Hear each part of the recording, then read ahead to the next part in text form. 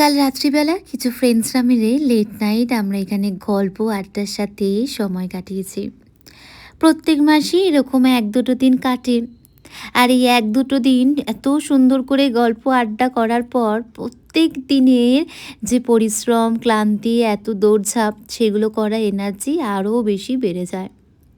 আর এই রাত্রিবেলায় যেদিন ভীষণ গল্প আড্ডার সাথে রাতটা শেষ হয়, তার পরের দিন সকালবেলায় আমার ১ম কাজ থাকে জাস্ট ব্রাশটা করে এই সোফাটাকে ভালো করে ক্লিন করে আবার একটু গুছিয়ে রাখা। আসলে কি বলো তো?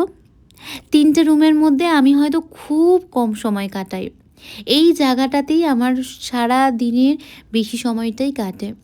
তাই সকালবেলা ঘুম থেকে উঠেই অগোছালো ব্যাপারটা আমার যেন একদমই ভালো লাগে না। এমনি রোজ রাত্রিবেলা শুতে যাওয়ার আগে আমি এই জায়গাটাকে একটুখানি গুছিয়ে গাছিয়ে যাই, যাতে সকালবেলা উঠে পরিষ্কার পরিচ্ছন্ন দেখলে চোখটাও শান্তি লাগে। আর এই রাত্রিবেলা করেই যেদিন গল্প আড্ডার সাথে রাতগুলো কাটাই, সেদিন তো একটু রিচ খাবার, বেশি খাবার হয়েই যায়। পরের দিনটা চেষ্টা করি সকালবেলাটা একদম হালকা পাতলা। আজ একটু ম্যাঙ্গো লস্যি বানিয়েছিলাম, আর ভীষণ গরমও পড়েছিল। আজকের সকালটা ঠিক এইভাবেই কাটলো।